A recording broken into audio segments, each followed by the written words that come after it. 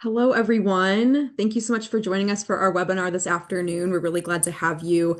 We'll just give it another minute for folks to join and for us to hit critical mass, and then we'll go ahead and get started. But thank you so much again for being here today.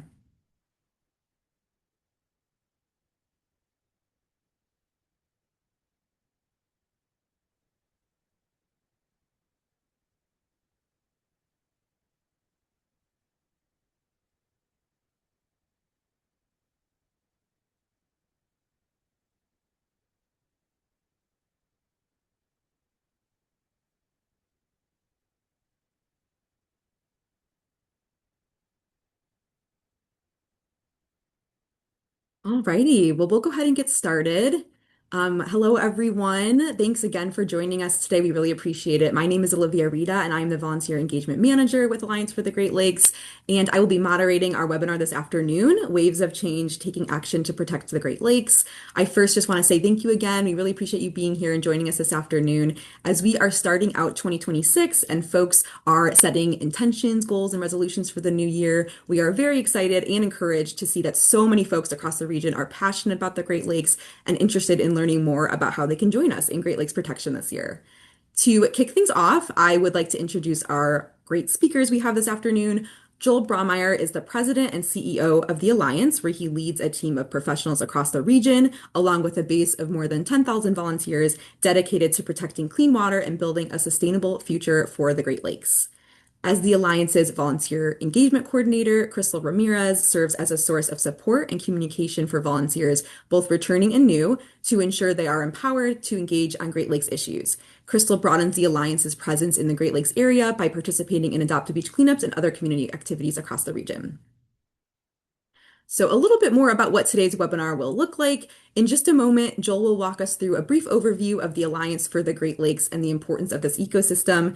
He will then share more about the main issues that the Alliance works to address in the region. Crystal will then give a comprehensive overview of the many ways that you can join us in protecting the Great Lakes and Great Lakes communities this year.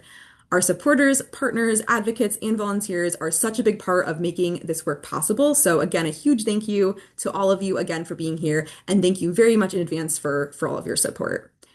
Before I hand things off to Joel, I did just want to note that we will have time at the end for questions. So during the webinar, please feel free to submit any questions you have using the Q&A feature, and we'll be sure to answer as many of those as we can at the end of the webinar. And if we don't get to your question, we can do our best to answer it in our follow-up email, where we will also include a link to the recording of this webinar as well.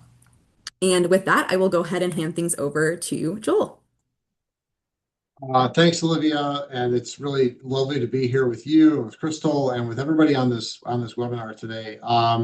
I'm going to take a little bit of time to walk through just a brief background about the Alliance for the Great Lakes, and then a few issues that we work on. I always say this: I'm never going to be able to get to all the issues that people want to talk about, but feel free to ask anything in the Q&A for Crystal and Olivia and I. We're happy to try to give you an answer if we can. The first answer of who is the Alliance for the Great Lakes is, well, it's you. As Olivia talked about in her opening comments, we have a volunteer corps of more than 10,000 people around the Great Lakes region who engage with us and do work for the Great Lakes every year, whether that's cleaning up a beach or advocating to their decision makers or lots of things in between. I'm in Chicago. I'm in our office in downtown Chicago, and I work with a staff of almost 30 people and our board of directors from across the region to protect and restore and take care of the Great Lakes in a whole lot of ways. Next slide. So our mission or our work. There we go. As I said, we're a nonpartisan nonprofit working across the region to protect the fresh, clean, and natural waters of the Great Lakes. We are, for anybody who's new to the organization, we're a 501c3 organization. That's an IRS tax code designation. What that means is we're nonpartisan. So we do work that reaches people across the political spectrum, and we work to make sure that the Great Lakes are respected by everybody who lives in this region. We don't get involved in electoral politics or endorsing candidates. Just wanted to say that right up front. So if you're new to us, you know kind of where we're coming from. We do get involved in candidate education, which I'll talk about a little bit later. Next slide, please. So the way that we organize our work at the Alliance is in three buckets. Advocacy and leadership is the sort of the work of going out to work to talking to decision makers. That might be elected officials, it might be staff within our government agencies, businesses, to advocate for policies and programs that can protect and restore the Great Lakes. We'll talk about some specifics about that a little bit later, but that happens in Washington, it happens in state capitals, it happens in communities across the Great Lakes region.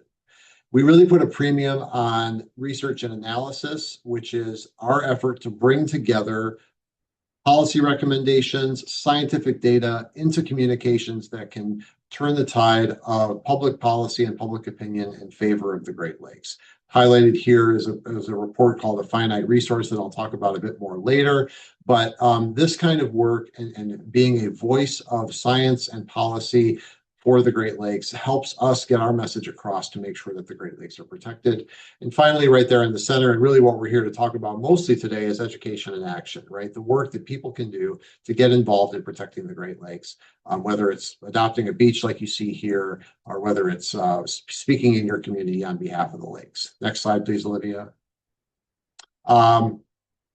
We are going to talk a little bit, and go to the next slide, about just the importance of this resource. I don't think you'd be on this webinar at lunchtime if you didn't already have a really strong feeling about the importance of the Great Lakes. But I love this graphic from our friends at the Nature Conservancy, reminding us that 1 in 10 Americans gets their drinking water from the Great Lakes, in addition to this just sort of massive resource that we have that serves all sorts of purposes, whether it's recreation, natural resource protection, our economy that's rooted in fresh water.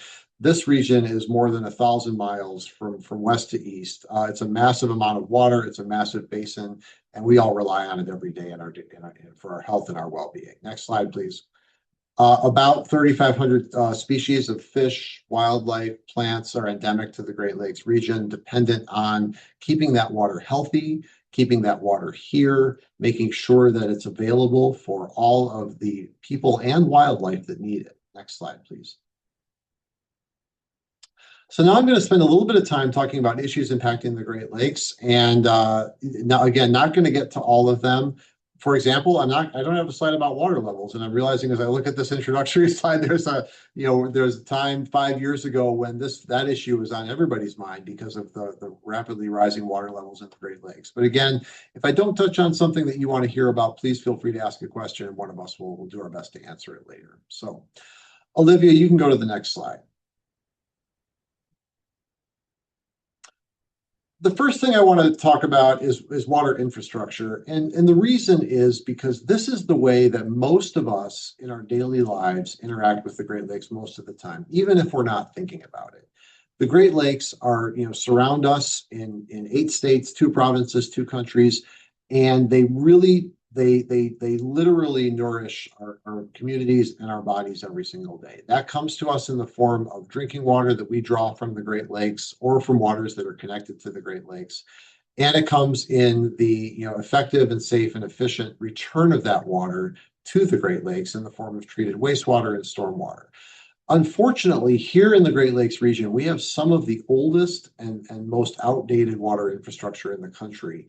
I'm glad to say that that's slowly changing, but some of the problems that creates for our communities are, one, and this is one that has really rose to the top of the national urgency as a result of a Great Lakes experience, is lead in drinking water. And so there's a big effort regionally to replace lead pipes that bring drinking water to people's homes throughout Great Lakes communities across the region. We also see it in the Great Lakes because of our very outmoded and outdated sewage and stormwater infrastructure, dramatic incidents of flooding and of backups of sewage into people's basements, and of course sewage overflows that go into our surface waters and impair the Great Lakes and make it not possible for us to use them for recreation. This problem is also on the right track to being cleaned up and being addressed. But there are still dozens of communities and literally millions of people that are dealing with the risks of failing water infrastructure to their homes and to their businesses across the region. We've been very active in advocating for funding at the federal level, and also really active in advocating to the states across the Great Lakes region to do a better job of making sure that programs to restore healthy infrastructure get to the places where they're needed most. And that's something that we'll continue to be focused on in 2026. Next slide, Olivia.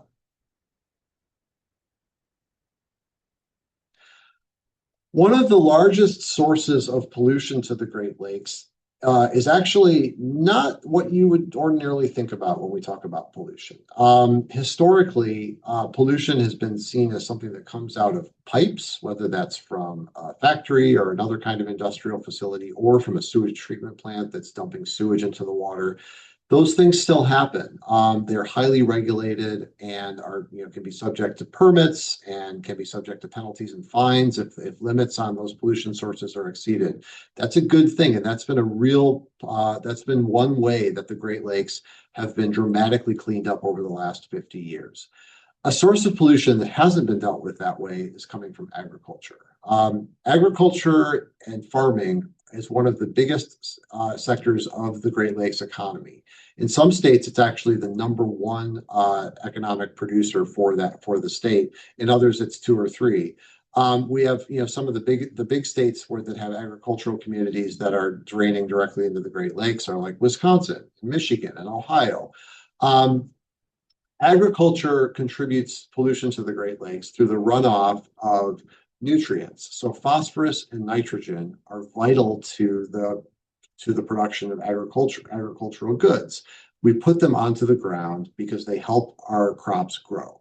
And this is a whole variety of things, from grains to soybeans to corn and all sorts of other products. The problem is that phosphorus and nitrogen, when it runs off the land and goes into a surface water, can also make algae grow. Algae, in some cases, can grow in a runaway fashion, like we see in Lake Erie and Saginaw Bay and Green Bay, and actually can produce toxic byproducts. And the most visible event like this occurred in 2014, where a toxic algae bloom occurred in Lake Erie and actually led to the drinking water systems for Toledo and several surrounding communities to be shut down because the water was so contaminated it couldn't even be treated to be safe for public consumption. But we see, even beyond that sort of individual crisis, we've seen an ongoing flow of this kind of pollution into the Great Lakes themselves, leading to these toxic algae blooms, unfortunately becoming chronic, both in the large waters like Lake Erie, but also in inland waters that are dealing with these problems every single summer season.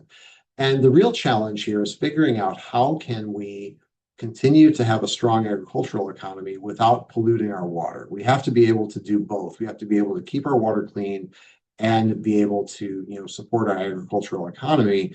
And right now, unfortunately, we haven't found the path to being able to do that. And so, keeping those agricultural nutrients on the land and out of our waters is really critical.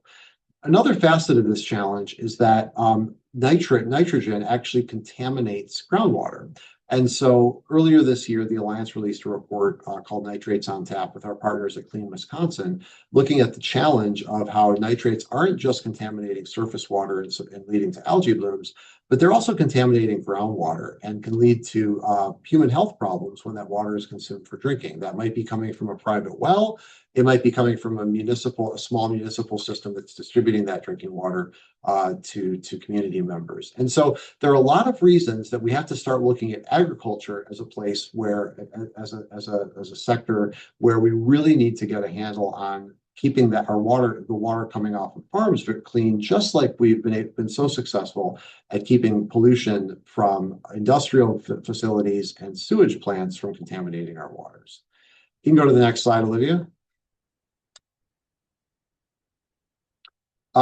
Issue near and dear to my heart. I'm happy to say that the Great Lakes has made a lot of progress on this front over the last several decades. And I've spent way too much of my time in my life working on invasive species issues. So the two main sources of invasive species to the Great Lakes are the ballast tanks of ships and the Mississippi River, which is connected to the Great Lakes through Illinois and through the city of Chicago.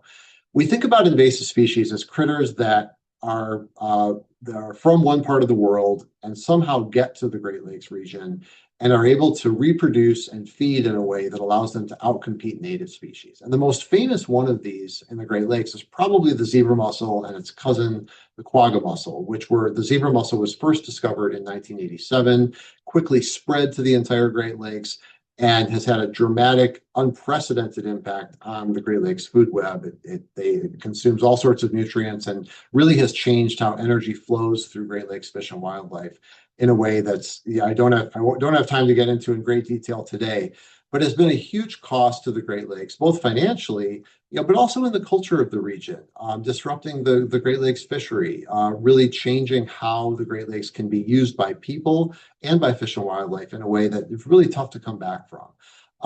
Since then, the Great Lakes region has gotten much more aggressive about preventing new invasive species from getting in. Fortunately, there are regulations that now apply to ocean-going vessels that require them to treat ballast water before it comes to the Great Lakes, and dramatically reduces the risk of new species being introduced. We still have a significant risk of species being spread around the Great Lakes in the ballast tanks of freshwater ships, which is an issue that we're dealing with right now. The other way that invasive species can get into the lakes is through as I mentioned, the Mississippi River connection through Chicago. At the turn of the 20th century, in 1900, Illinois reversed the flow of the Chicago River, and that actually created a connection between the Great Lakes and the Mississippi River that wasn't there before. And so today, most famously, species of bighead and silver carp, which are native to East Asia, are threatening to move towards the Great Lakes through that connection. Thanks to many years of advocacy and work by the Alliance and lots of others, there is a project under construction right now at a location called the Brandon Road Lock and Dam, southwest of Chicago, that will incorporate a series of technologies and new items of infrastructure into that lock system, so that live critters are unable to move to swim towards Lake Michigan from the Illinois River, from the Mississippi River. And that project is already under construction. We're really glad to see that. And it's a reminder that, one, prevention is the most important way to approach invasive species. And also, it takes a long time to get these protections in place. And, I'm really proud of the fact that the Alliance has been able to keep up the fight on this issue for so many years, to the point where we're actually seeing some positive change happening on the ground. So we work to prevent invasive species from getting in, and we want to make sure that they don't spread around the Great Lakes region, once they are here. Go to the next slide, Olivia. If there's one issue that I have seen sort of grab hold of the public's interest and understanding of the pollution of the Great Lakes recently, it's plastic pollution. This is a topic that the Alliance has worked on for many, many years through our Adopt a Beach program. But in the last decade, it's really become more apparent, thanks to the work of some great scientists, just how prevalent microplastic pollution is throughout our Great Lakes water. If you look on this picture on the left, you'll see the milk jugs and other large pieces of plastic, there with the driftwood. And then on the right, you'll see what those are pictures of microplastics. Often when people think about plastic pollution, they imagine fishing nets swirling around in the Pacific Ocean, or piles of large plastic jugs on the riverbank, like you might see in some images from Southeast and South Asia that I've seen at museum exhibits. Here in the Great Lakes region, the real challenge isn't those big pieces of plastic as much as it is microplastics. And microplastics are simply tiny pieces of plastic, some invisible to the naked eye, that are unfortunately throughout the water here in the Great Lakes. Some of these microplastics come from the breakdown of those larger chunks of plastic that you see in the picture on the left. A lot of them also come from sources like our laundry, right? Synthetic fibers in our laundry are actually a big part of what's contributing to the microplastics in the Great Lakes. Also, waste from our autos. Tires actually drop plastic on our roads every single day, every single minute. And a lot of that washes off into our waters and eventually finds its way into the Great Lakes. Researchers from the Rochester Institute of Technology in New York estimate or model that about 22 million pounds of plastics are getting into the Great Lakes every single year. This is a really daunting challenge, and it's a global challenge, but there are things we can do here in the Great Lakes to start reducing the inflow of plastics into our waters. It's good to see that the Great Lakes states have begun to take this problem more seriously, are looking at opportunities like banning some of the worst plastic products that are not recyclable, such as polystyrene, improving the way that we reclaim beverage packages so that those are less likely to get into our waters. But there's a lot of work to do here. And the reason we're so concerned about it is that plastics can be mistaken by fish and wildlife for food. They're actually showing up in our treated drinking water and in products that are being made from Great Lakes water. And so, again, sort of similar to invasive species, we want to make sure that we're focusing as much as we can on prevention. How do we actually stop the flow of plastics into our waters in the first place so the Great Lakes are protected from this source of pollution? We can go to the next slide, Olivia. The Great Lakes region is home to the largest coordinated federal watershed restoration program in the country. The Great Lakes Restoration Initiative over the last 20 years, over the last 15 years, starting in 2010, has sunk around $4 billion into the restoration of the Great Lakes. And when we talk about restoration, what does that mean practically? This program started as a really rooted in the fact that the Great Lakes region had been the industrial center of North America for many decades. And with that, during the 20th century, came a lot of contamination. We had rivers and harbors and coastal areas across the Great Lakes region that were contaminated by some really nasty stuff. PCBs, which are cancer-causing chemicals, dioxin, mercury, and all sorts of other pollutants that had been the byproduct of that sort of industrial leadership here in the Great Lakes. A lot of those places had been left to fester for a very long time and made it really difficult for the communities that they were in to be able to use their Great Lakes, their waters, their coasts in a way that was positive for their communities. The Great Lakes Restoration Initiative really started with a promise that those places were going to get cleaned up. And along the way, it added in support for things like invasive species prevention and stopping some of that nutrient pollution and other sources of water pollution from getting into the Great Lakes.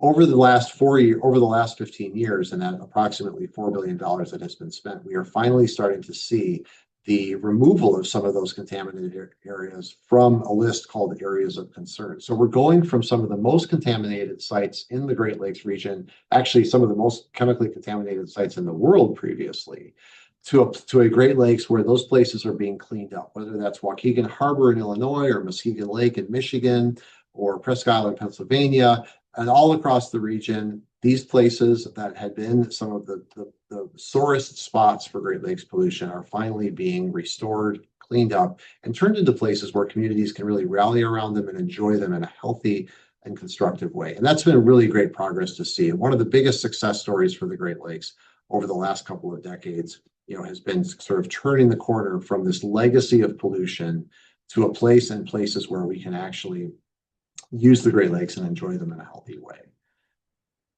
Olivia, go to the next slide. And I think I have two more. This is, I think, my second to last issue I'm going to mention. One way, of course, that the Great Lakes play a role in our everyday lives is through our water supply. And I mentioned earlier, that a lot of us tap Great Lakes water for drinking water. Great Lakes water plays a huge role in commercial and industrial uses as well, whether that's irrigation or mining, or something that's really new on the scene, which is the creation of data centers and other forms of IT-related industry like chip manufacturing, screen manufacturing. The reason that the Great Lakes, or one big reason that the Great Lakes were an industrial center for North America, is that there was easy access to vast amounts of water that could be used for cooling and other manufacturing processes. So whether you're talking about steel production, you're talking about power generation, oil refining, a lot of those industries were enabled by the cheap and relatively unfettered access to fresh water in the 20th century. Some of those uses have been going down over the last 20 years, as coal burning power plants have been shut down, and we started to see a decrease in the amount of water that was being consumed for industry. What's changed recently, and we talk about this in detail in a report that we released this year called A Finite Resource, we started to see the consumption of water go back up here in the Great Lakes. And some of that, or a lot of that, is due to this influx of large water using facilities like data centers that are coming in and recognizing that easy access to fresh water means easy access to cooling and an opportunity to really turbocharge the data center industry here in the Great Lakes region.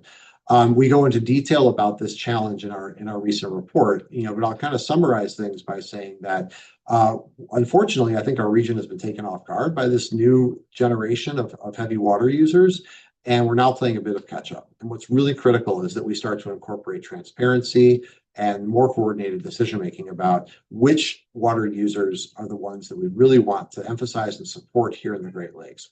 A lot of us, all of us depend on Great Lakes water, and a lot of industries depend on it for their development. So, so much so that it's been sort of termed the blue economy for the Great Lakes region. Part of that blue economy has to be how do we make the use of our water a net win for the Great Lakes and the people who live here? And that's going to require some work on our part to make these kinds of projects more transparent and to do better planning to make sure that, all taken all together, when we use our water, it's providing a benefit for us and for the Great Lakes. And I think my last slide, before I turn things over to Crystal to talk more about how you can get involved, do I have one more, Olivia? Yes. I just wanted to mention, and I mentioned this earlier, we are a nonpartisan organization, so we do not endorse candidates or political parties. However, I want to emphasize to you all that there's an opportunity coming up every election year, whether it's local, state, federal, what have you, for you to get involved and talk to candidates for office about the Great Lakes and clean water and what it means to you. It's really critical that candidates hear about your concerns about the Great Lakes early during their process to get involved as an elected official. And that's something you can do, and we can do with you and give you information to help you with that. That is fully nonpartisan, is really focused on the issues that are most concerned to you. So I just want to sort of end my comments by encouraging you all, if you do get involved with the Alliance, think about the way you can use some of our information and some of the tools that we provide, to engage at the level that you're comfortable with, talking to your elected officials and talking to candidates for office about why the Great Lakes are so important. With that, I think I'm going to turn it over to Crystal to talk about our volunteer programs. Awesome. Thank you, Joel, for that overview of our organizational focus areas. Now I'm going to go over all the ways that you can get involved with us to continue to learn about these topics as well as to take action. So first off, we have our Adopt a Beach program, which is actually our longest running volunteer program and has actually turns 35 this year. So, ooh, an exciting milestone. Next slide, please. So, for folks that may be a little bit newer to our organization, Adopt a Beach is our volunteer beach cleanup program that takes place year round, with most folks going out in, I would say, between spring and fall, but around all 5 Great Lakes. Volunteers not only remove litter from our shorelines that could otherwise cause harm to wildlife and to humans, like Joel mentioned earlier, but our volunteers also, in addition to cleaning up, collect valuable litter data that helps us better understand what we're finding on the beach. And this litter data is also very useful to help us influence conversations, especially when it comes to plastic, on both on a regional and national level. Next slide, please. Ooh. Awesome. So if you would like to lead a cleanup for your colleagues, your school group, another community group in general, we have a whole page on our site with resources, including a how-to guide, as well as videos that guide you through every step of hosting a cleanup, as well as a flyer to help you promote your cleanup. But if you would like to still participate, but not necessarily lead a cleanup, you're also welcome to go to our Adopt a Beach website and search and sign up for a public cleanup led by another volunteer. And that way, yeah, you're still helping out. And if you do decide to lead a cleanup, those resources are always available to you. Next slide, please. Awesome, thank you. So a little bit of Adopt Beach history, a little context on the program. It was originally launched in 1991 as part of Ocean Conservancy's International Coastal Cleanup, which takes place annually in September. And since then, the program has evolved to be year-round and also to include data collection, which has helped to drive some successful smoking bans in both Michigan and Chicago. And then this data has also been used for early research on plastic pollution in the Great Lakes. Next slide. So, what's happening this decade? Well, we reached a couple of litter milestones because of our wonderful volunteers. I'm going to be saying thank you a lot. So, yeah, just brace yourself. But yeah, a lot of this work would not be possible without our wonderful volunteers. So I'm going to be shouting you guys out a lot. Um, but yeah, this decade, one of our milestones has been having removed 500,000 pounds of litter, having reached 20 years of litter data collection, and then in 2024, having removed a total of 10 million pieces from Great Lakes shorelines, which now is obviously a little bit more because we're not, it's not 2024 anymore. But in 2025, we actually, again, because of our wonderful volunteers, we were able to pilot our some Spanish versions of our litter monitoring form, our how-to guide, and our volunteer waiver. So those are now available on our website and under our leader resources page, but you can also feel free to reach out and we can send those your way. Next slide, please. So to really drive home that importance of the litter data collection, I wanted to share some additional examples of how our data is used for systematic solutions. Our litter data has been used in conversations by the Great Lakes Caucus, as well as the International Joint Commission, to name a few examples. In Michigan and in Illinois, our data has been used to push legislation on plastics. And again, our dedicated volunteers are the ones that have collected this data, and this data set would not exist, could not be used without your continuous cleanup efforts. So thank you guys again. Next slide.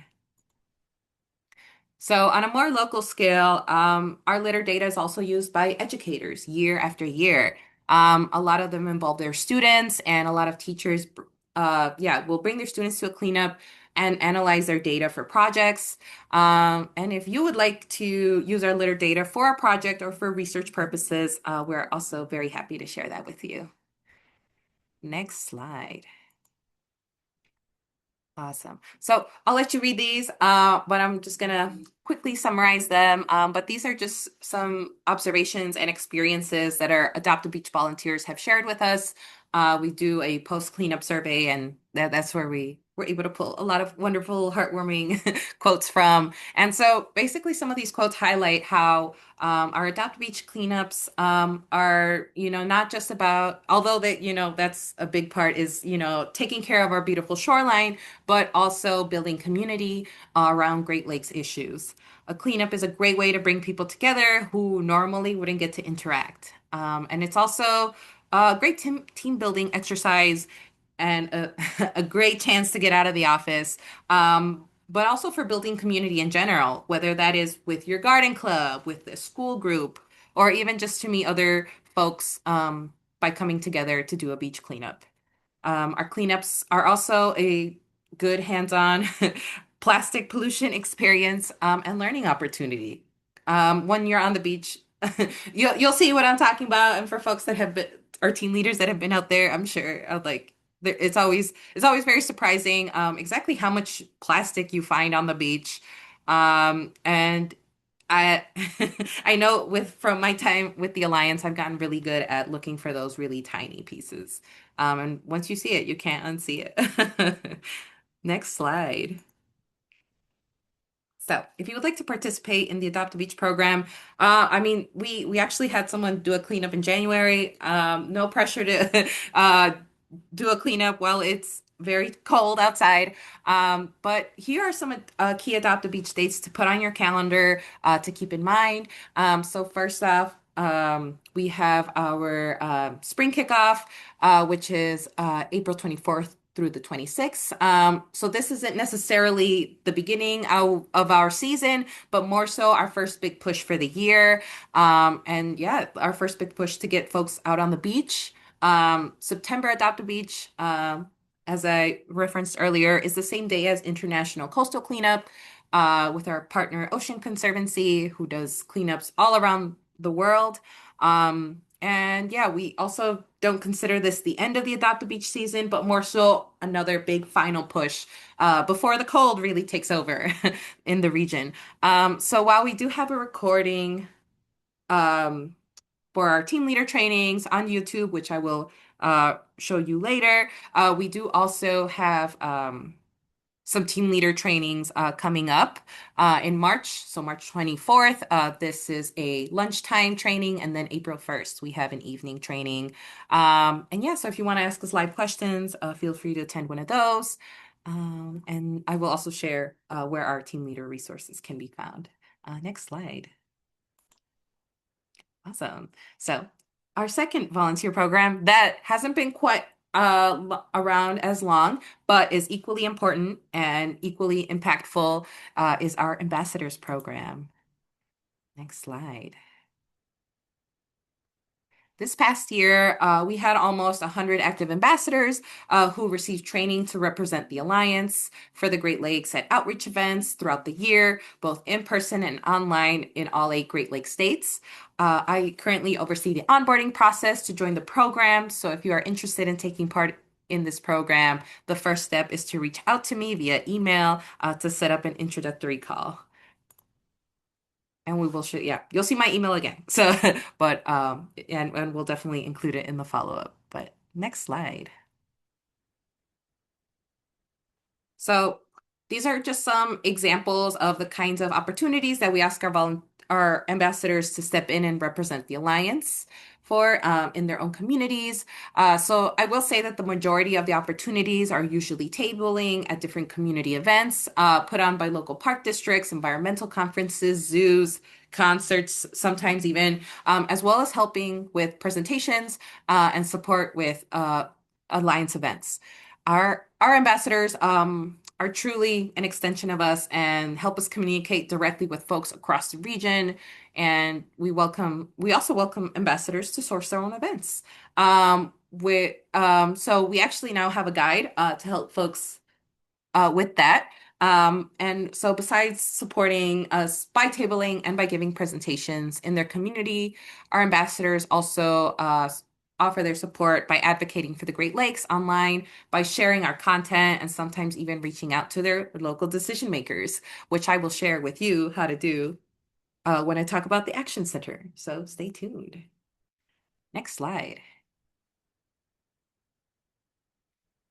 So being an ambassador has its perks. Some of those include, but are not limited to, access to ambassador-only trainings, which we actually call deep dives, and discussions throughout the year. We put you in contact with like-minded individuals because ultimately what brings us together for the program is that there is this strong passion for the Great Lakes and also a willingness to continue learning about Great Lakes issues, especially as they evolve. And it's always just a great opportunity to practice public speaking skills, and swag is always a bonus. Next slide.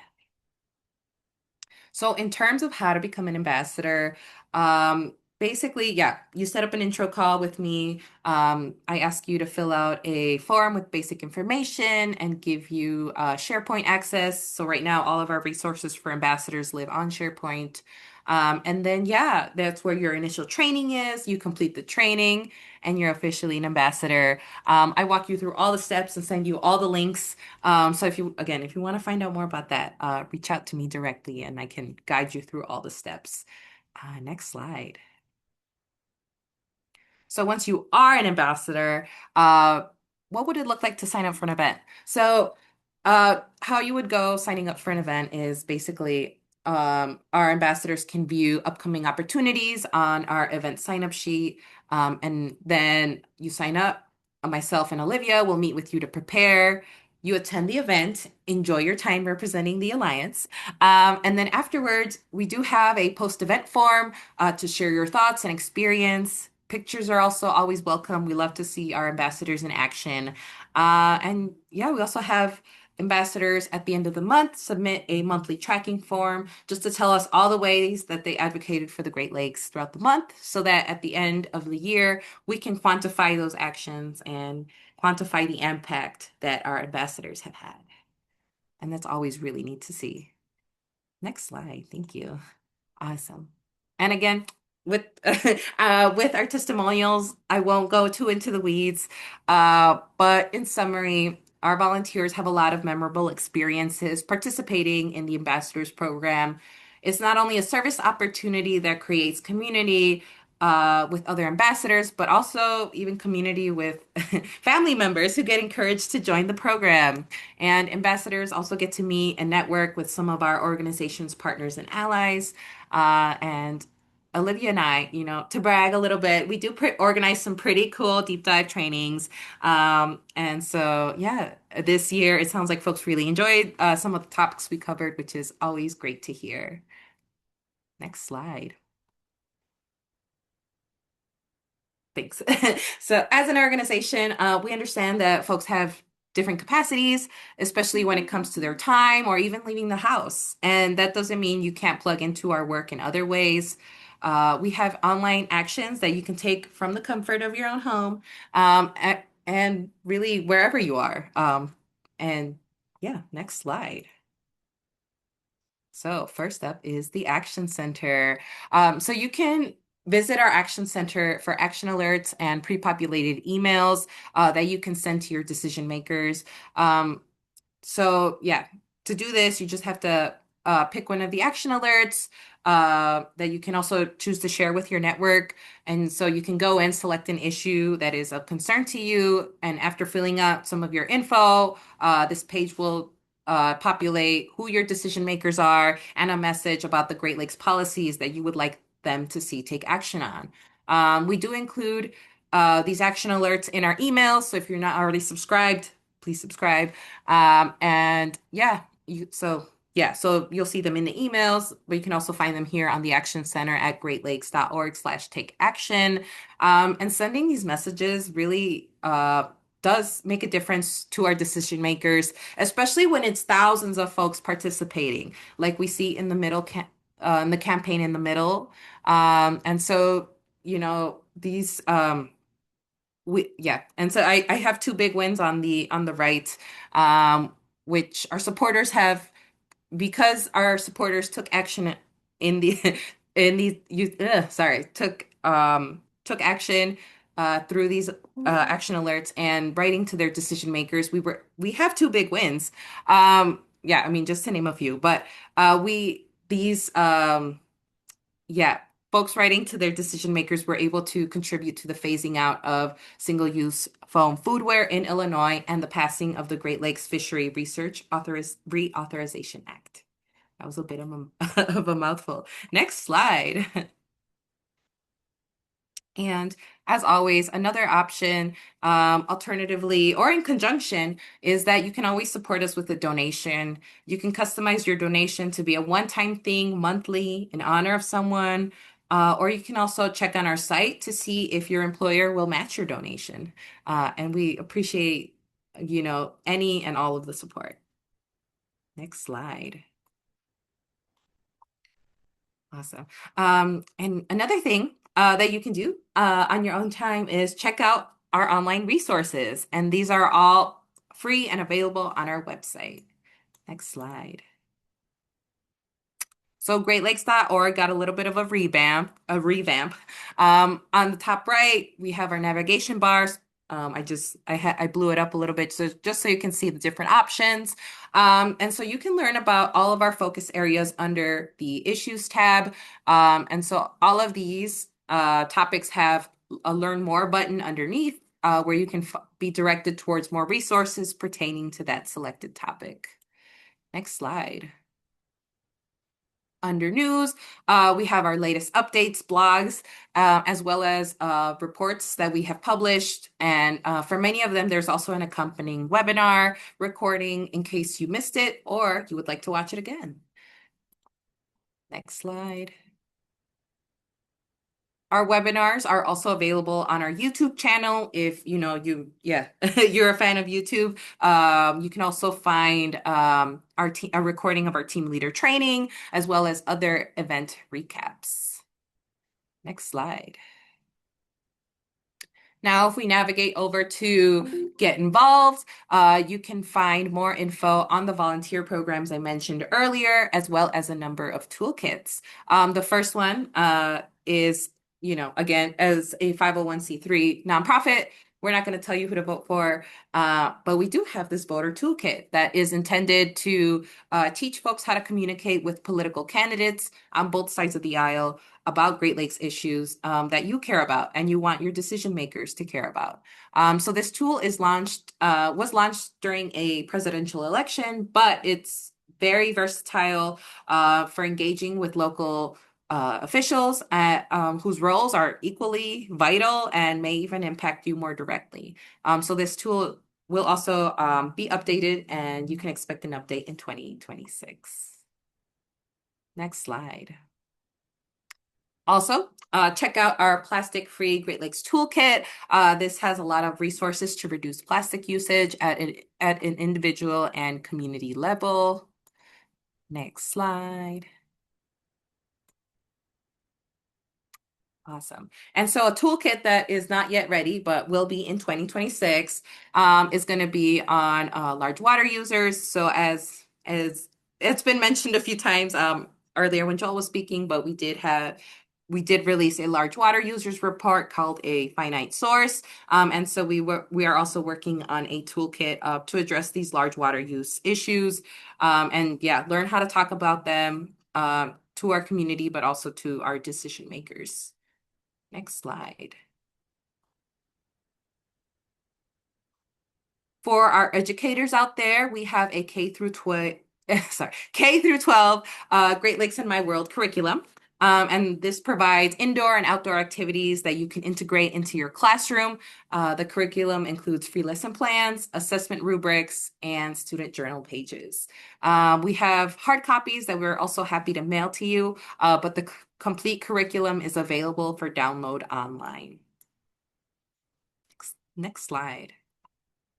Now, how to stay in the loop about our work, because we know everyone likes to receive information differently. Next slide.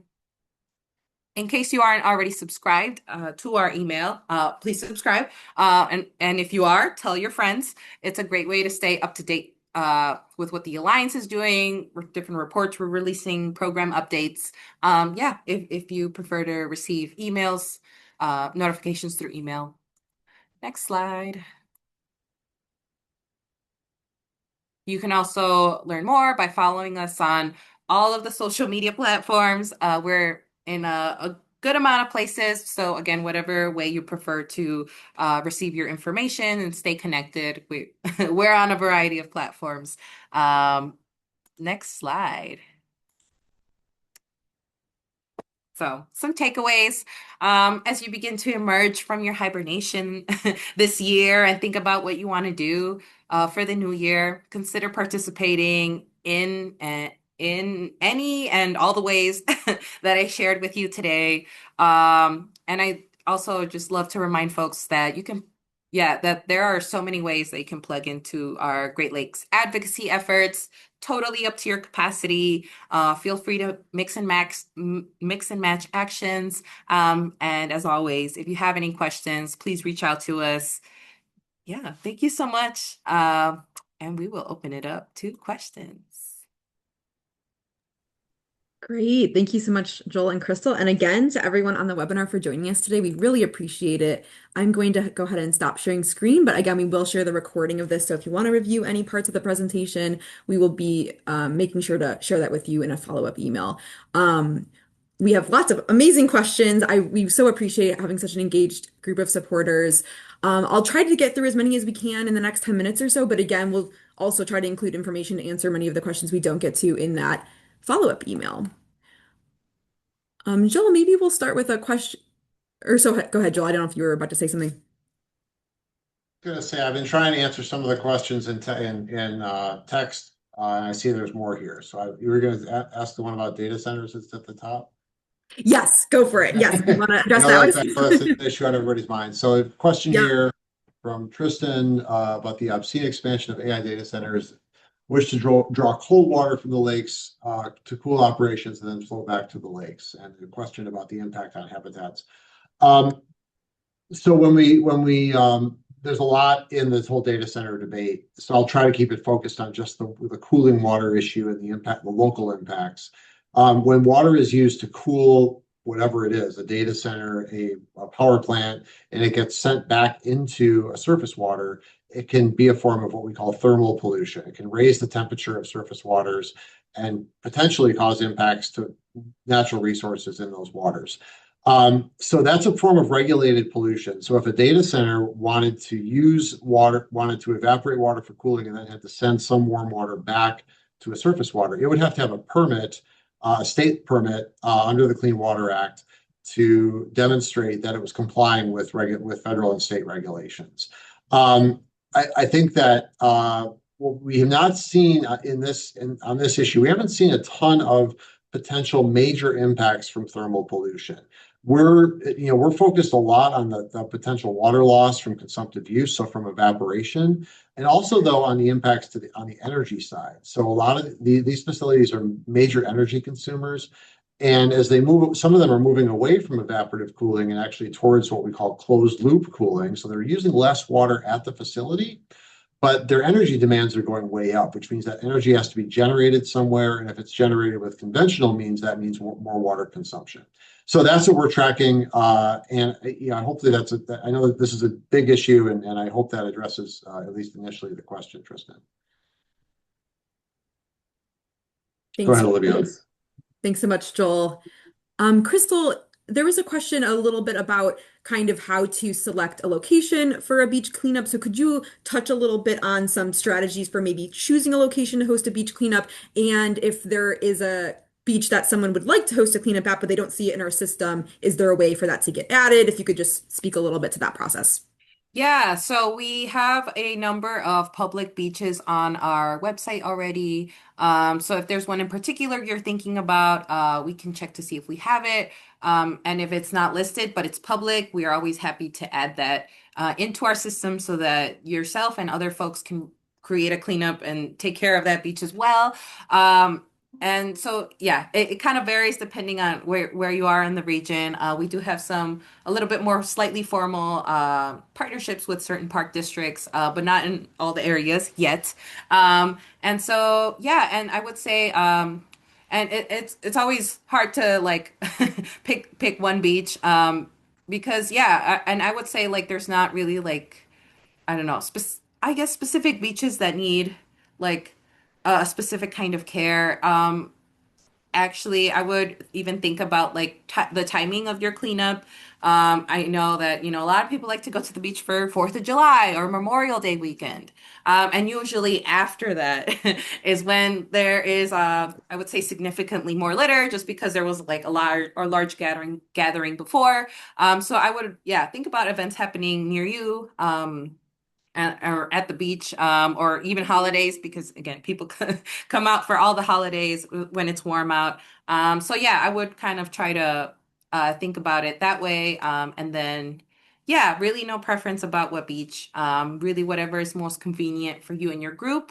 And then, yeah, if you need help thinking about like, well, I have like, a certain amount of people, either like a large or small group, and you want help thinking through what would be a better fit for your group, we're also happy to help out with that. Yeah. Great. I'm curious, Olivia. I'm going to ask a question of you and Crystal because I see this question from Rita about whether the litter has reduced over 35 years or is it increasing. And I know we did that plastics report a couple of years ago, and there's been, of course, a lot of information coming out since then. I wonder if you can comment on trends that you've seen, whether it's connected to our volunteers' findings or other sort of scientific findings in the region. Yeah, definitely. Crystal, I can kind of answer that a little bit based on the report, but feel free, of course, to add information. Great question, and thanks for bringing that up, Joel. It's a little sometimes tricky to answer that type of question just because the nature of the way that we're collecting data through the Adopt a Beach program is community science, citizen science. We're, collecting data across many years, but there are things that change from year to year in in the program. So different than like a scientific experiment where a lot of factors are held constant over time. A lot of things fluctuate in our program. So for example, in during pandemic years, for example, that we weren't able to host as many cleanups. So there's, in our litter data system that shows less pieces of litter collected that year, but that doesn't necessarily mean there was less litter on our shoreline. So there's a lot of things that we have to consider when we're analyzing the data and comparing it across years, across geographies. But there are a lot of things that the data highlights, and the data becomes very powerful when you look at that over time. So I would say the largest pattern and consistent pattern that we see in the data set is that we find a lot of plastic. And I think both Joel and Crystal highlighted that issue. But on average, 85%, 86% of what we're finding is composed either partially or fully of plastic. So that's, percentage of pieces that we're finding on the beach. So we do see even that fluctuates from year to year, but that has kind of hovered between 80 and 90% over that 20 years of data. So things like that we are able to analyze. We're able to analyze what are the top items we're finding in the data set. What pollution issues rise to the top, like plastic pollution, and how can we push for systemic solutions that address those issues that are highlighted in the data set. So hopefully that gives a little information on that, but great question. Yeah, one story that came out just recently, or some new data that came out recently, showed an unfortunate increase in microplastics in the water at some monitoring sites near Cleveland.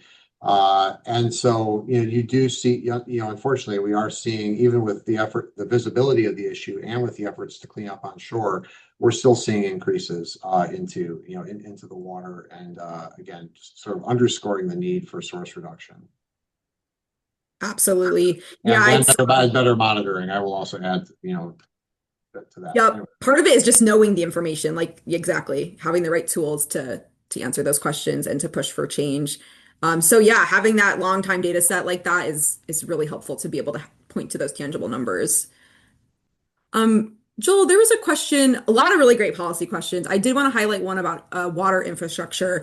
And I think this probably could apply to a lot of environmental issues, specifically regarding water infrastructure, though. Someone mentioning, looking at a 50-year project to remove lead service lines, for example, in Chicago, which feels like a very long time for a dangerous substance that is so widespread in drinking water to be around. Kind of maybe speaking to like the balance of, addressing these issues in a timely manner when the dangers are so, imminent Yeah. and time sensitive. If you could speak a little bit to that, maybe. Yeah, I did write a response to that. I just want to mention Oh, that, I'm sorry. this, no, but I do, I think it's important for everybody to hear, because this is the lead pipe challenge is a big challenge for the Midwest, and everybody wants them out of the ground as fast as possible. There are, 50 years is too long, is the bottom line. When you're dealing with moving earth, breaking up roads, replacing infrastructure in large cities, whether it's Chicago or Milwaukee or Cleveland or Detroit, you can't just go in and do it all within a year. There are almost 400,000 lead service lines in the city of Chicago, for example. So what I said in my response, we focused a lot on federal funding and state policy on water infrastructure issues. At the local level, there was a negotiation to get to that timeline. We do think it needs to be reduced.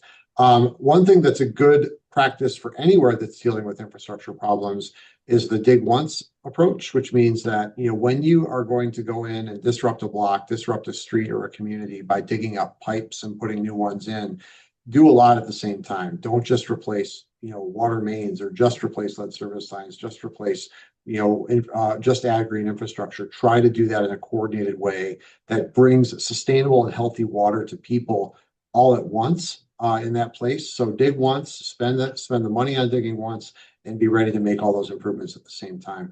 Unfortunately, the lead issue, and especially in some of our larger cities, is going to be with us for a long time. And I mentioned a group that I know is working locally to accelerate that timeline in my answer in the text. Thanks so much, Joel. No. Maybe we'll do one more. Oh, sorry, go ahead, Joel. Yeah, I was just going to ask, can we follow up? Can we provide answers? If you registered, can we follow up with answers after this? Because we're not going Absolutely. It's already 1 o'clock. So Yeah, exactly. So we'll go ahead and consolidate the rest of the questions and make sure that those get answered in the follow-up email along with the recording. But just with that, we want to say thank you so much to everyone who attended today. We really appreciate it. We are excited to join you in the work to protect the Great Lakes this year. And I will go ahead and put a couple of last links in the chat here. One being the link to our Getting Involved page, where you can find more information about all these different ways to plug into the work, as well as our general alliance email if you'd like to follow up with any questions that did not get asked in the Q&A during the webinar. We can make sure to address those as well. Great. Well, thank you so much again. If you have any questions, again, please feel free to follow up. We hope you all have a great rest of your afternoon and rest of your 2026. Thanks Thank for being on the call. I just wanted to say I appreciate all the questions. I'm sorry we can't get to everything, but we'll follow up. And I just wanted to express my appreciation for your commitment to the Great Lakes. And if you do decide to get involved with the Alliance, we welcome you and just thank you for contributing your time and your spirit to this work. thank you, everyone. Have a great day.